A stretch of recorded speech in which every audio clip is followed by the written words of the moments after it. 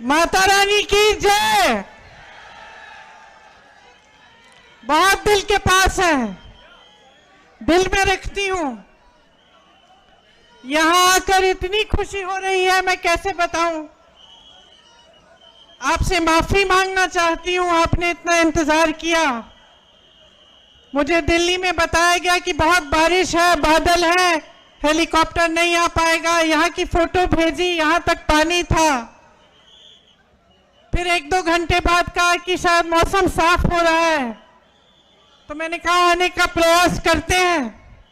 मुझे बिलावर भी जाना था, अभी मैं वहीं से आ रही हूं, वहां हेलीकॉप्टर लैंड नहीं हो पाया। वहां पे भी आपकी तरह 5-6 घंटों से मेरा इंतजार कर रहे हैं लोग। मैं उनसे भी माफी मांगना चाहती हूं और कहना चाहती हूं कि चुनाव के बाद मैं प्रयास करूंगी कि मैं एक बार बिलावर जरूर आऊं, क्योंकि आप सबने इतना इंतजार किया। इसी तरह से आप यहां सुबह से बैठे हैं। नीरज जी बता रहे थे कि पानी भी नहीं पिला पाए क्योंकि सिक्योरिटी की कोई पाबंदी थी। तो मैं आपकी बहुत ही शुक्रगुजार हूं, खास तौर से मेरी बहनें। आपका घर पे भी काम होगा, फिर भी आप यहाँ बैठी हैं, इंतजार कर रही हैं। आपका बहुत बहुत धन्यवाद। देखिए, एक जुड़ाव होता है राजनीतिक, एक पारिवारिक जुड़ाव होता है, एक ऐसा जुड़ाव होता है जो अपनी जमीन से होता है, जहां अपने परिवार के पुश्तों की पैदाइश है। वो एक अलग बात होती है, वो एक लगाव होता है जो शायद लफ्जों में बताया भी नहीं जा सकता। जम्मू कश्मीर से मेरे परिवार के सदस्यों का यही जुड़ाव है, यही लगाव है। मैं यहां आती हूं तो आपकी शक्लें भी मेरे से मिलती जुलती हैं। काफी बार मैं देखती हूँ, गाड़ी से देखती हूँ या किसी से मिलती हूँ, कहती हूँ तो ऐसे लगता है कि मेरी बहन है। तो एक अलग जुड़ाव है। आपको शायद मालूम नहीं होगा, मेरी दादी इंदिरा जी की हत्या से 4-5 दिन पहले हम लोग घर पे बैठे थे। मैं 12 साल की थी, राहुल जी 14 साल के थे। अचानक दादी ने कहा, बड़ा दिल कर रहा है कश्मीर जाने का। जो चिनार के पेड़ हैं, पतझड़ के समय जो गिरते हैं, मैं उन्हें देखना चाहती हूं। तो हम दोनों बच्चे थे, बहुत खुश हुए, चलो दादी के साथ कश्मीर चलेंगे। तो दादी हमें कश्मीर लाई। पहली बार मुझे खीर भवानी के मंदिर में ले गई। उसके बाद एक बड़े आध्यात्मिक गुरु थे उनके, पंडित लक्ष्मण जी, उनका आश्रम होता था श्रीनगर में, वो वहां गई। फिर हम दिल्ली आए, 3-4 दिन बाद ही उनकी हत्या हो गई, वो शहीद हो गई। तो अक्सर मुझे लगता है कि कैसा बुलावा था ये, कि एकदम अपनी हत्या से 4-5 दिन पहले अचानक बोली मुझे कश्मीर जाना है। ये अपनी धरती का बुलावा था।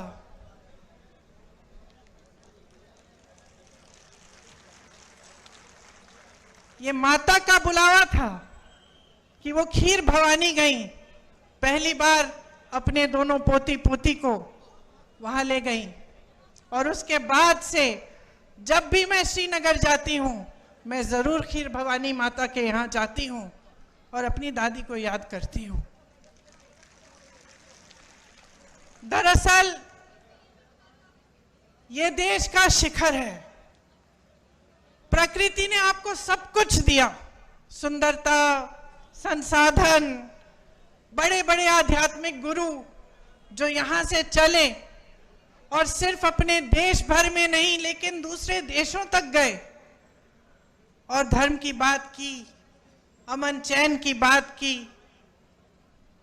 आपके पास सब कुछ था, एक धार्मिक परंपरा, जैसे मैंने कहा, प्राकृतिक सुंदरता, संसाधन, और शायद ये दुनिया का तरीका है, दुनिया का स्वभाव है कि जब किसी के पास सब कुछ होता है तो जिसकी नीयत ठीक नहीं होती है वो उसे छीनने की कोशिश करता है, उसका इस्तेमाल करता है।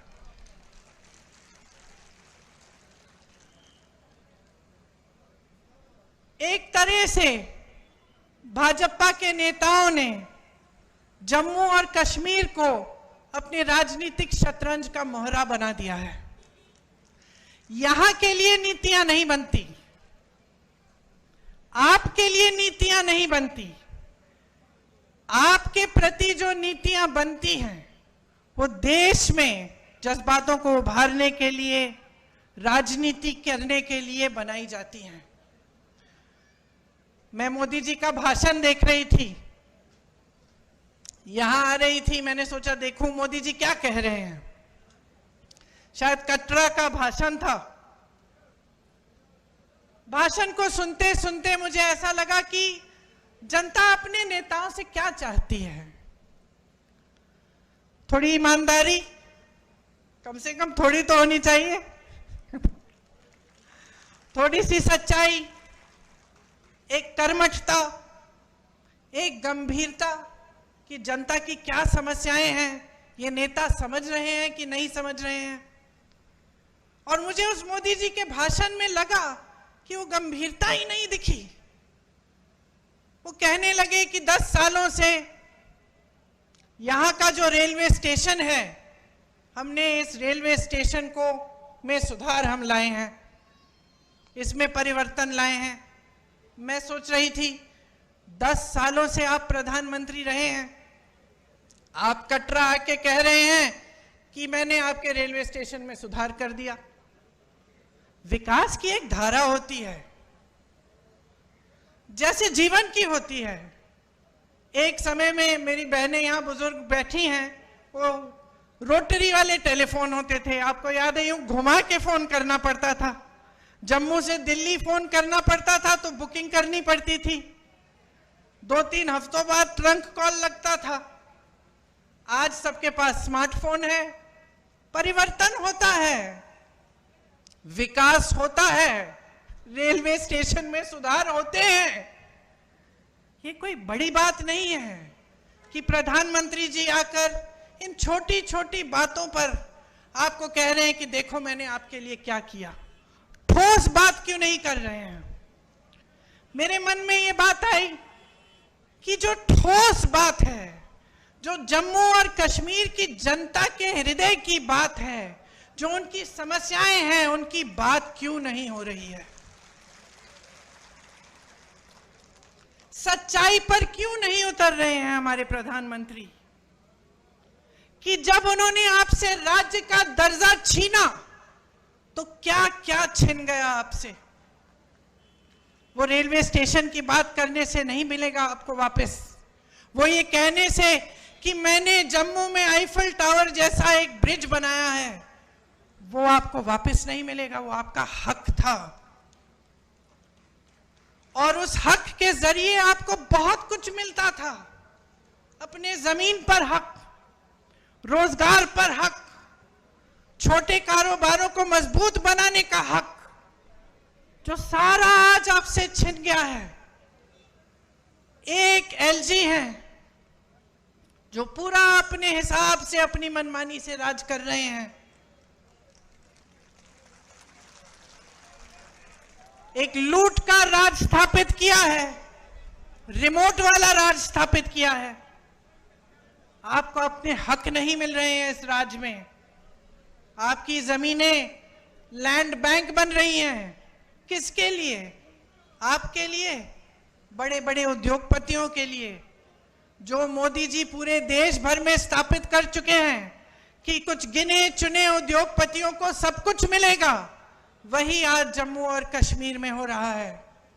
यहां रिलायंस के रिटेल स्टोर खुल रहे हैं, लेकिन ये जो छोटी छोटी दुकानें हैं, जो आपकी दुकानें हैं, आपके छोटे बिजनेस हैं, उनको मारा जा रहा है। पहले नोटबंदी, फिर जीएसटी, और आज बड़े बड़े रिटेल वाले जो उद्योगपति हैं आपके बिजनेस को छीन रहे हैं और आप कुछ कर नहीं पा रहे हैं क्योंकि आपकी अपनी सरकार नहीं है। नौकरियों का हक आपको मिलना चाहिए। यहां तमाम नौजवान खड़े हैं, मेरी बहनें मेहनत करके परिश्रम करके बड़ा करती हूं। मैं 52 साल की हूं, मेरा बेटा 24 साल का है, मेरी बेटी 22 साल की है। क्या चाहते हैं हम अपने बच्चों के लिए? एक उज्जवल भविष्य चाहते हैं, कुछ बड़ी शान शोहरत पैसा सत्ता नहीं। हम चाहते हैं कि खुश रहें, ईमानदारी से अपना काम करें और अपनी कमाई कर लें, अपने पैरों पे खड़े हो जाएं। ये आप भी चाहते हैं, इस मंच पे बैठे सारे नेता भी यही चाहते हैं।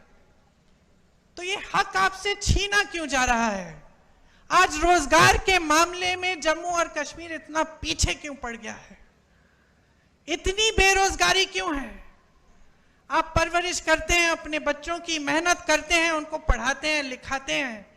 बच्चा भर्ती का पेपर देता है, पेपर लीक हो जाता है, पेपर दे भी देता है, मार्क्स भी आ जाते हैं, भर्ती नहीं होती। घोटाले पे घोटाले होते हैं। ऐसे बच्चे हैं जो 27-28 साल के हो जाते हैं, 30 साल की उम्र के हो जाते हैं नौकरी की इंतजार में। उनको खुद नहीं पता होता कि जब हमने भर्ती का इम्तिहान दे दिया है, हम पास भी हो गए हैं, तो क्या हम इंतजार करें? हो सकता है 6 महीने में नौकरी मिल जाएगी, हो सकता है 2-3 महीनों में नौकरी मिल जाएगी। तो बेचारे इंतजार करते रहते हैं, सोचते हैं कहीं और लग जाएंगे तो ये भर्ती निकल जाएगी तो हम रह जाएंगे। और इस तरह करके साल पे साल गवा देते हैं, अपनी जवानी गवा देते हैं। बच्चों की शादी नहीं होती, जब रिश्ता लेके जाते हैं कहते हैं कि भाई नौकरी नहीं है, रिश्ते नहीं पक्के होते। तो इस तरह से कैसे आगे बढ़ेंगे हम? आपके एलजी बाहरी हैं, साफ तमाम जितनी भी पॉलिसियां, जितनी भी नीतियां बन रही हैं बाहर वालों के लिए बन रही हैं। 450 मिनरल के जो ब्लॉक हैं उनमें से 200 के ठेके बाहर के लोगों को दिए हैं। आपको रेत, आपकी रेत है, आपकी बजरी है, बाहर भेजी जा रही है, आपको खरीदनी पड़ती है अपने घर बनाने के लिए, तो उसका दाम महंगा होता है कि नहीं? आपको घर में छोटी सी छोटी मरम्मत करनी पड़ती है, आप घबराते हो कि कैसे करेंगे। कोई बीमार पड़ता है, घबराते हो, इलाज कैसे करवाएंगे। और यहां बाहर की सारी कंपनियां आकर सब कुछ लूट रही हैं। 10 मिनरल के ब्लॉक्स हैं, 26 रेत के खनन, सारे ठेके बाहर के इनके मित्रों को दिए गए हैं। बाहर की कंपनियों को ला कर आपके जितने भी छोटे कारोबार हैं उनको खत्म किया जा रहा है।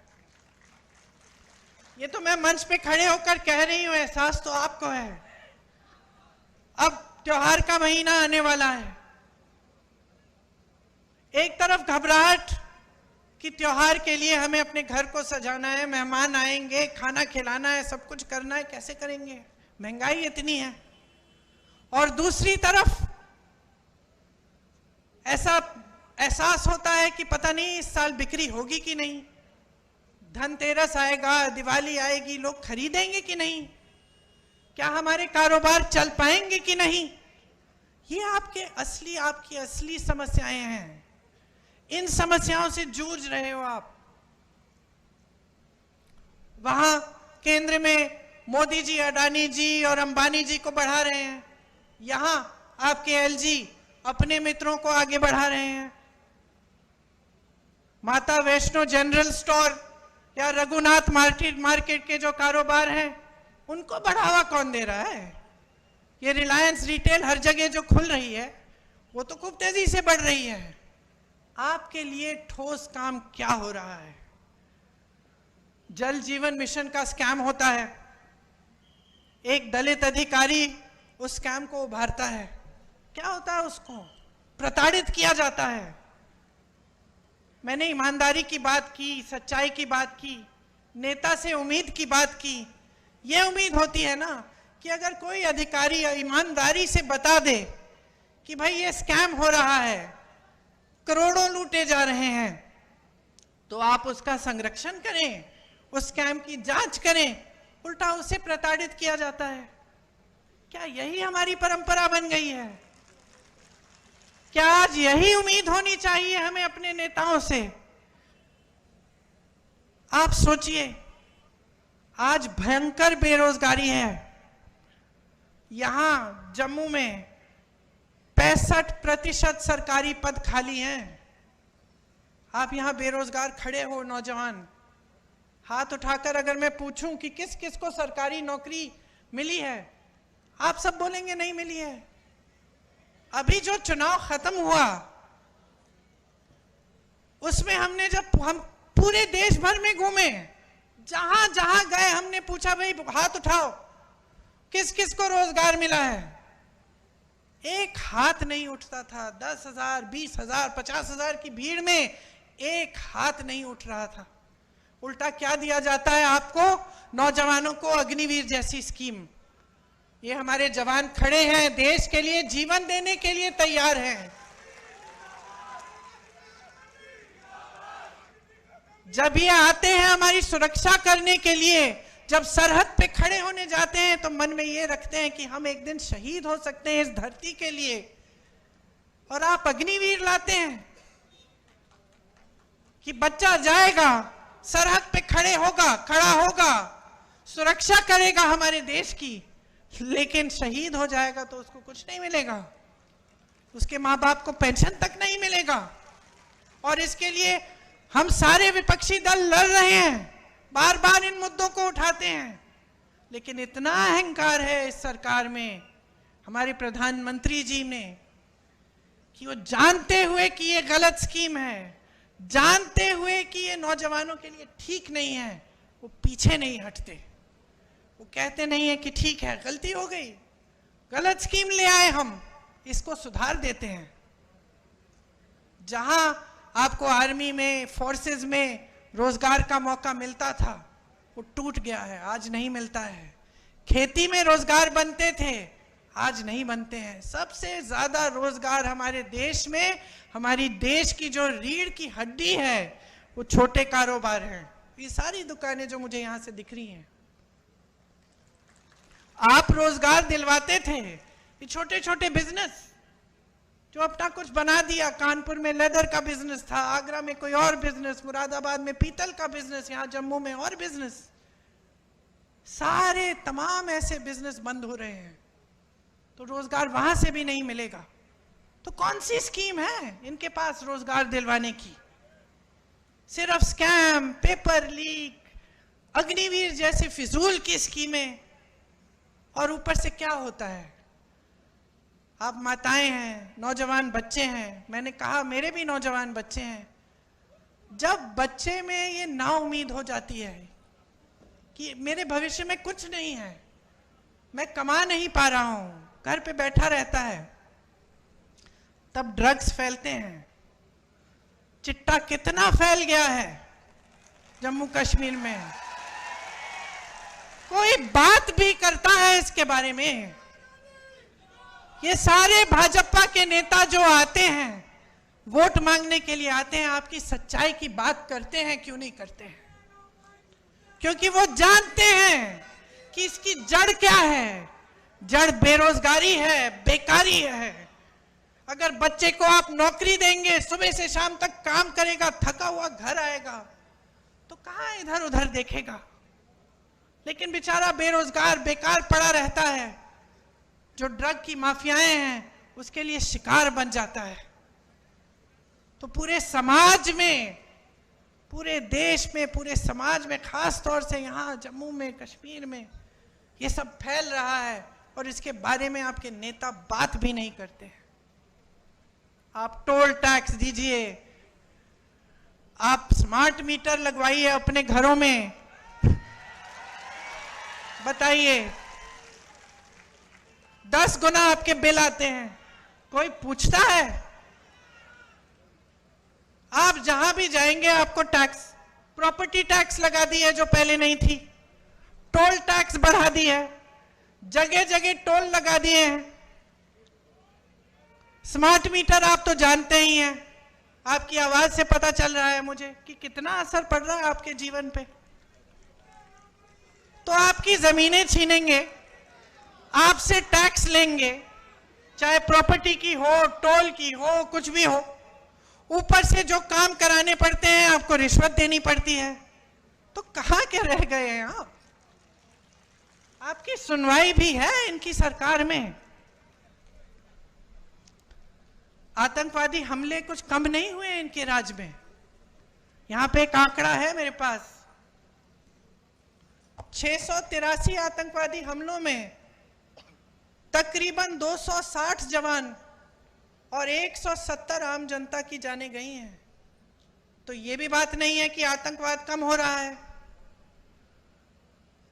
150 सालों से चली आ रही जो दरबार कूच थी उसको भी इन्होंने खत्म कर दिया। एक परंपरा थी, आपको मालूम है, वो आपका गौरव था, उसको भी खत्म कर दिया। तो ये है आपका नया जम्मू कश्मीर। राज्य का दर्जा आपसे छीना। आपसे जब छीना गया तो आपको क्या क्या बताया गया कि इससे बड़ा फायदा होगा। आपका क्या फायदा हुआ मैं जानना चाहती हूं। मैं जानना चाहती हूं आप में से कोई मुझे बताए क्या फायदा हुआ।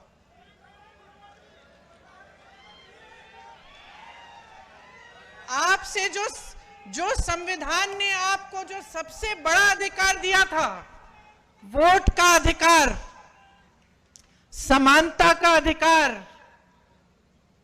जो कबीर जी जैसे संतों ने, रविदास जी जैसे संतों ने जिसकी बात की थी, वो अधिकार, समानता का अधिकार कि भाई तुम में और तुम में कोई फर्क नहीं है, सब समान हो, ये अधिकार हमारे संविधान में गड़ा हुआ है। ये अधिकार छीना आपसे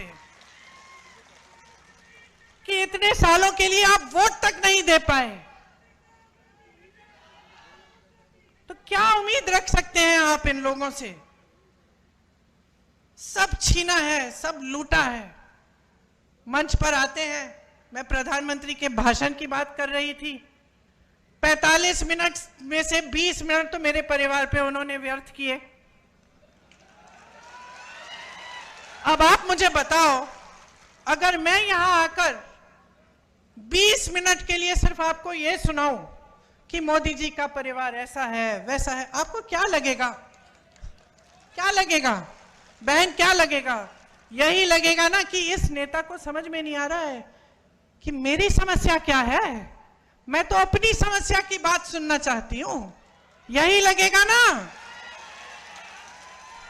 और वो वही पुरानी रट लगाए हुए हैं, 10 सालों से हम सुन रहे हैं और 10 सालों से परिवर्तन नहीं आ रहा है, 10 सालों से प्रगति नहीं आ रही है, घुटन हो रही है।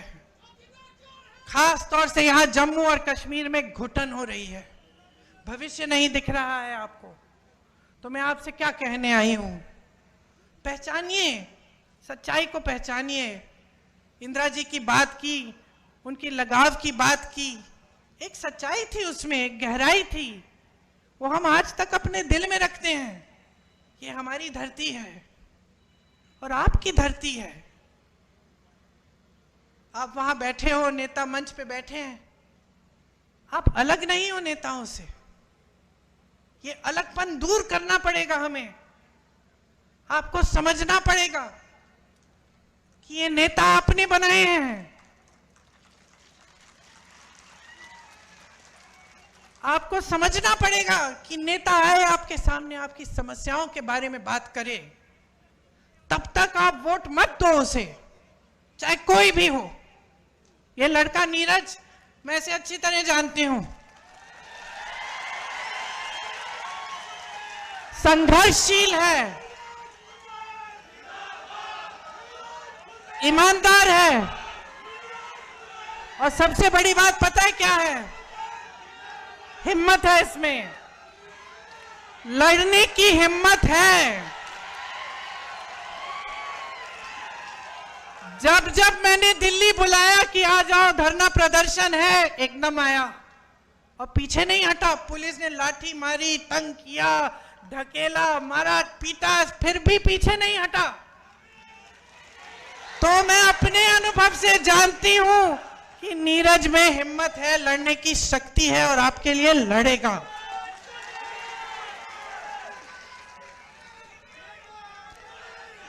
यहां की जो आपकी परंपरा है, महाराजा हरि सिंह जी की जो परंपरा थी, उन्होंने क्या किया? स्वास्थ्य की सुविधाएं देने की कोशिश की, पाठशालाएं बनाई। ये आपकी परंपरा है, सेवा की परंपरा है कि एक राजा भी सबसे पहले सेवा करते थे।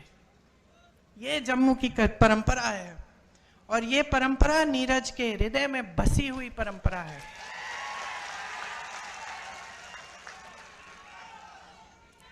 मैं आपसे कहने आई हूं कि नीरज को आगे बढ़ाओगे तो आप अपने भविष्य को मजबूत बनाओगे।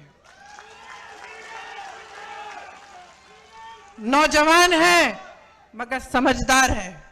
इसमें वो विवेक है जो हर नेता में होना चाहिए कि जनता सर्वोपरि है, मेरे से बड़ी है, ये समझते हैं। चुनाव के संदर्भ में यहां आई हूं तो मैं आपको यह भी बताना चाहती हूं कि कांग्रेस पार्टी का एक विजन है, एक नजरिया है आपके लिए, आपके भविष्य के लिए। हम आपके राज्य का जो दर्जा है वो आपको वापस देना चाहते हैं। मुझे हंसी आई, देश के गृह मंत्री जी ने एक भाषण दिया यहां आकर कि भाई राज्य का दर्जा वापस चाहिए तो हमें वोट देना पड़ेगा। अरे जब छीना आपने है, ये तो वही बात हुई कि घर के अंदर चोर आया, आपका टीवी लेके चले गया और फिर चोर कहता है कि टीवी वापस चाहिए तो भाई मेरे से पूछो। वही बात हुई ना, लिया आपने, अब कह रहे कि वोट नहीं दोगे तो हम देंगे। अब हम ही दे सकते हैं और कोई दे ही नहीं सकता आपको। समझ लीजिए क्या चाल चली जा रही है आपके साथ।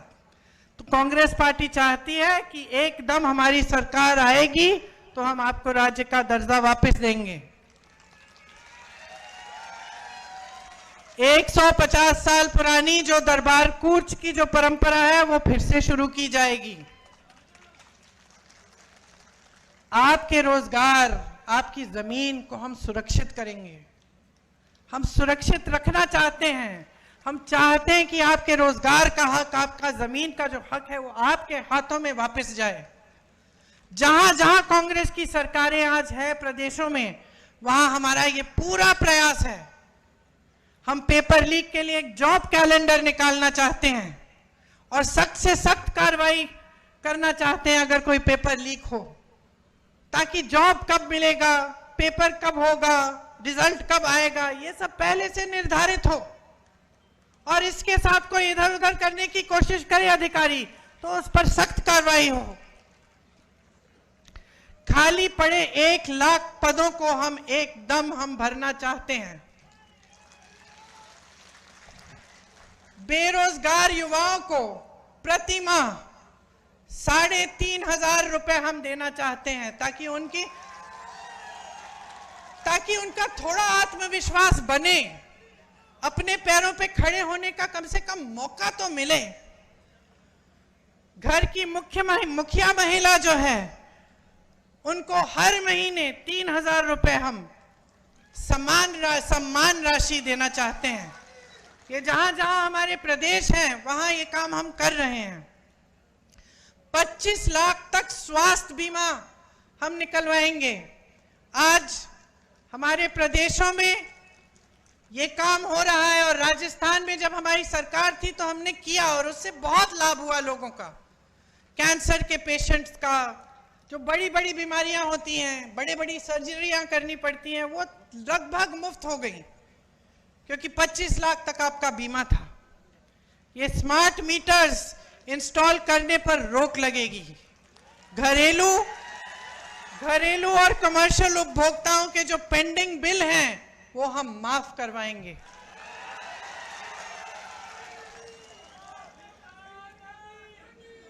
गरीब और किसानों की जो जमीन है उससे बेदखल नहीं किया जाएगा। आपको जो स्वयं सेवा समूह हैं उनको 5 लाख तक का ब्याज मुफ्त कर्ज पे मिलेगा। ओबीसीज को संविधान के अनुसार अपना पूरा हक मिलेगा। मनमोहन सिंह जी के समय कश्मीरी पंडित भाइयों और बहनों के लिए शुरू हुई जो रिहैबिलिटेशन पॉलिसी थी उसे दोबारा हम शुरू करवाएंगे। देखिए, यहां आकर बड़ी बड़ी बातें करना आसान है। आपने तो बहुत नेताओं की सुनी होंगी बातें। एक विश्वास की बात होती है, प्रमाण की बात होती है कि ये जो कह रहे हैं कहीं पे इन्होंने किया भी है।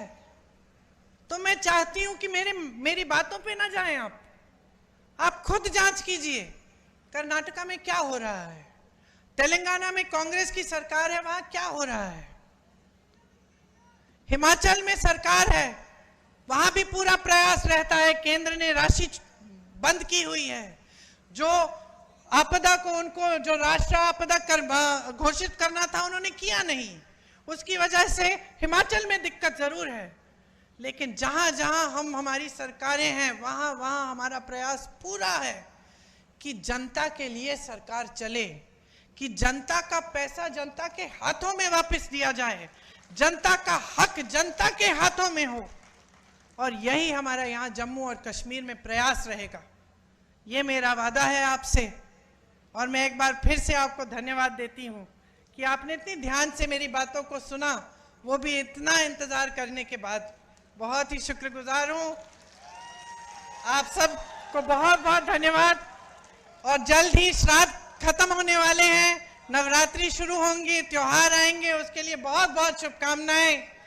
आप सब भाई बहन हैं हमारे, आपके बच्चे फूले फले, यही हमारी उम्मीद भी रहेगी। धन्यवाद। जय हिंद।